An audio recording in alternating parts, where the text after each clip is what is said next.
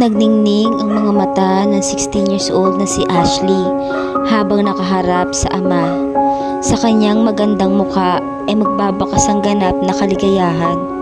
What can you say that?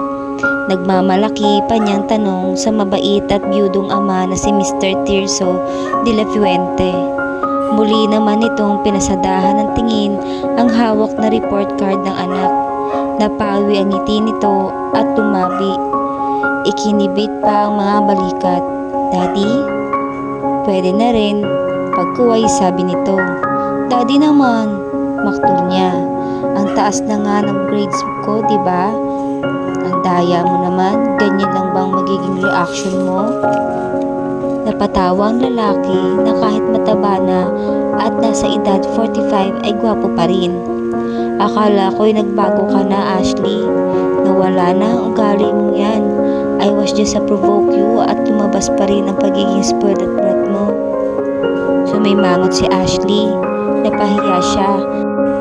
2 linggo na ang nakakaraan mula nung malaman ng kanyang ama na may boyfriend na siya. At napaniwala niya itong nagbago na nga siya ng attitude because of Toby Mayer.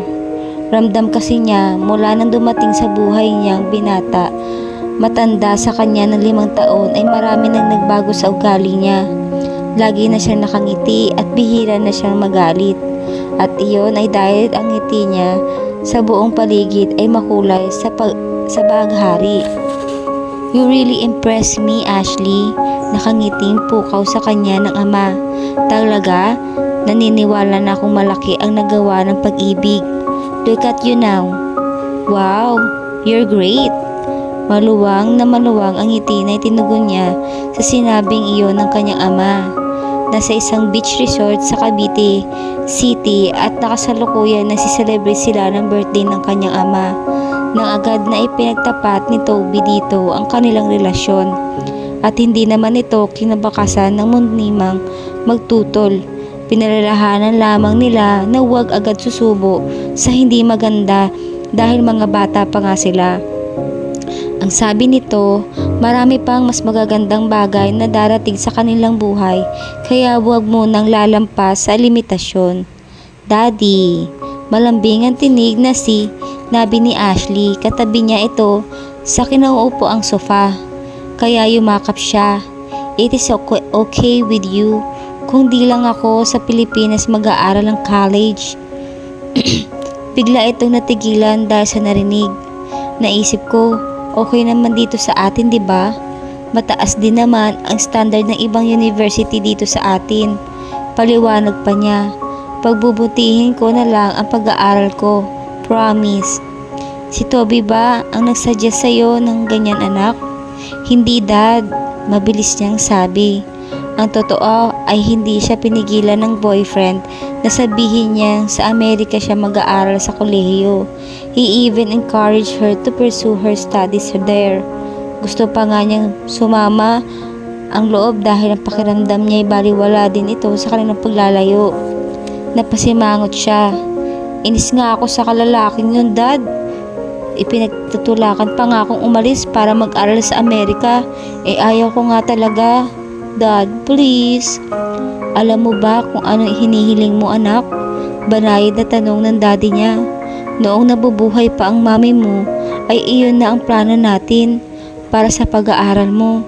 Bigla ay nakaramdam ng guilt si Ashley.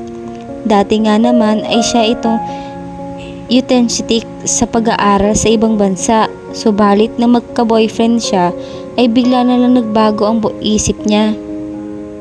Marami rin namang na mauhusay na university dito, Dad. Tama ka dyan. Napakunot ang noo niya sa sinabi ng tingala ang ama.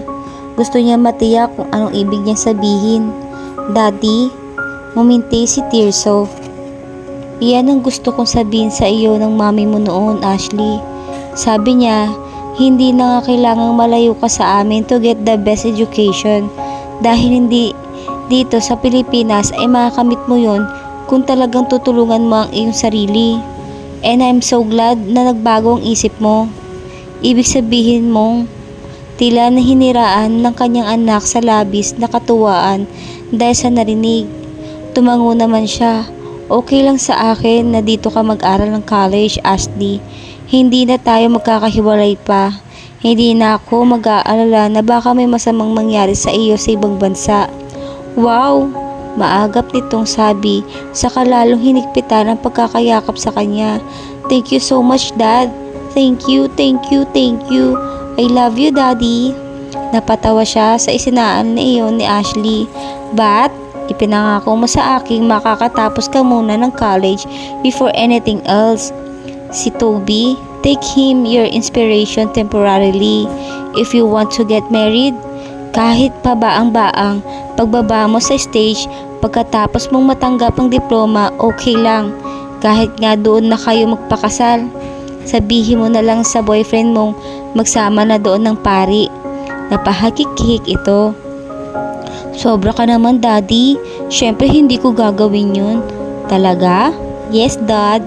Sinserong pangako nito sa kanya dahil alam nitong hindi mahihirapan sa pagtupad sa pangakong iyon dahil kasama nito si Toby. Hindi rin kasi papayag ang lalaki na hindi ito makatapos ng pag-aaral. Aasahan ko talaga yan, anak. Sabi pa ni Tirso na mahigpit itong niyakap. Alam mo namang wala akong ibang inaasam kundi ang makatapos ka. Magkaroon ka ng magandang edukasyon, kami ng mami mo. Pagkawala nito ng malalim na hininga. Sana buhay pa si mami. Bumalatay sa lungkot sa mukha ang dalagita.